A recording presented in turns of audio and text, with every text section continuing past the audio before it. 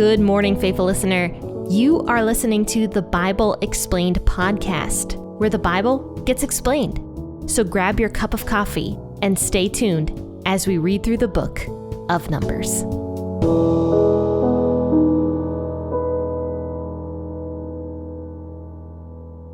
Hey, good morning, faithful listener. This is Jen here with the Bible Explained podcast, and I am just so excited to jump into Numbers chapter 9 with you guys today. This is going to be a pretty uplifting message. I'm pretty sure this one's going to be kind of fun, talking about God's presence and going where God leads. So let's go ahead and just read Numbers 9, verses 15 through 23.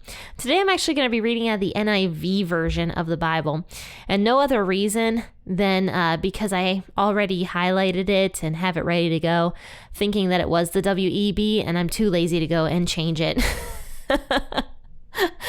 So yeah, I'm just going to read out of the NIV this morning, but you feel free to read out of the version you prefer to read out of, whether it's the NIV, the NLT, or the NASB, it doesn't matter. Whatever version you prefer, you go ahead and read from. But I'll be reading this today, Numbers 9, 15 through 23 out of the NIV. On the day that the tabernacle, the tent of the covenant law, was set up, the cloud covered it. From evening till morning, the cloud above the tabernacle looked like fire. That is how it continued to be. The cloud covered it, and at night it looked like fire. Whenever the cloud lifted up from above the tent, the Israelites set out. Wherever the cloud settled, the Israelites encamped. At the Lord's command, the Israelites set out, and at his command they encamped. As long as the cloud stayed over the tabernacle, they remained in camp. When the cloud remained over the tabernacle a long time, the Israelites obeyed the Lord's order and did not set out. Sometimes the cloud was over the tabernacle only a few days. At the Lord's command, they would encamp, and then at his command, they would set out. Sometimes the cloud stayed only from evening till morning, and when it lifted in the morning, they set out. Whether by day or by night, whenever the cloud lifted, they set out. Whether the cloud stayed over the tabernacle for 2 days or for a month or for a year, the Israelites would remain in camp and not set out. But when it lifted, they would set out. At the Lord's command, they encamped, and at the Lord's command, they set out. They obeyed the Lord's order in accordance with his command through Moses. This passage of scripture is actually repeated. It's a repeated passage of scripture from Exodus chapter 14. And if you guys were with me during the book of Exodus, which was back in season 2, you would have heard all about the people building the tabernacle and how extensive that was, how much effort was put into that, and just all the beautiful materials that the people were donating in order to have the temple of God built. Now, the temple of God was a place where God's presence was going to sit. He was going to literally live there in the middle of the camp of Israel. We saw just a few chapters ago how God wanted the camp to be set out, literally encircling the tabernacle. God was going to live there in the middle, and then the tribes would circle the tabernacle. So in Exodus 40, God's presence, right after the tabernacle was built, God's presence came down like a fire and lit the altar, but it also says that his presence was in the form of a cloud that covered the tabernacle from day one. And in fact, the cloud was so thick and it was so full of God's glory and God's presence that Moses himself couldn't even enter into the tabernacle. So nobody could go in because God's glory is just that much. And Moses, as cool of a guy as he is, and even though he was very much set apart by God, he himself still couldn't even get near God's presence. That's just how much above us God really is. So Moses couldn't enter, and basically no one else could either when God's presence was like that. So here it's talking about this again, and you can read that back in Exodus 40 if you want more context about God's presence being in the form of a cloud. But for right here, in Numbers 9, God's presence is very clearly shown to the people. And the people, no matter where they were in the camp, because they were circling the tabernacle, they would have been able to see God's presence as a cloud. But at night, it didn't look like a cloud, it looked like a bunch of fire. And that's kind of cool, because I don't know where you guys live, if you're in a city, you might not recognize how dark the sky gets. I actually live in one of the darkest areas of my state. And we have a park near my house that actually is a nighttime park that you can go and stargaze at. And you can even see like the layer of the Milky Way and everything. So it gets really, really dark where I'm at. And that's even with some light pollution as well. It still gets that dark. I can't even imagine what the wilderness would have looked like back in these days with absolutely no electricity, nothing. It would have been so, so dark. But yet God's presence was there at nighttime, creating this fire that would shine so that the people wouldn't be very scared out in the wilderness. And also, it was a constant reminder that God was there taking care of his people. So the people would have been unafraid, or at least hopefully less afraid, seeing God's presence like that. Because the cloud would cover them during the day, possibly helping with some of the sun. I'm sure the sun got pretty hot out in the wilderness too. So the cloud would cover them by day and reside mostly over the tabernacle, but then also the fire would shine at night, causing the wilderness to light up so that they wouldn't be scared at night. So it's just kind of cool how God was just displaying his presence around his people. And this was an ongoing process. I'm pretty sure from my understanding of this passage of scripture, this happened for the entire time that the people were in the wilderness. God's presence always remained above the tabernacle for the most part. The only time it didn't really remain was when God's presence, that cloud, or even the fire at night, would lift up off of the tabernacle. And that was when the people would set out. That's what it says here. So they would follow God by leaving when God's presence left the tabernacle. They knew that was their time that they had to go. And it didn't matter if it was nighttime or morning time or whenever. That was when they would leave. So the people would take up all their stuff, whether or not it was night, whether or not it was morning. They would take up their stuff and they would follow wherever God led them to go. And then God's presence would set in a certain area. They would follow him, and then the cloud or the fire would set in a certain area.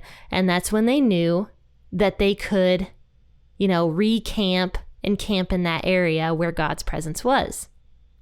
So then they set the tabernacle back up and they do everything and just stay there for the night. But here's the interesting thing about this is the fact that this was extremely sporadic. They had no rhyme or reason. They could not figure out when God's presence was going to leave or when it was going to stay. Can you imagine the people just being frustrated, not knowing where God was leading them? I can imagine they were getting frustrated because that's how I get sometimes nowadays. When I just want God to reveal something to me and it sounds like he's just being silent. But there's a verse I actually read recently in Proverbs that says, since God guides your steps, why do you have to know every detail along the way?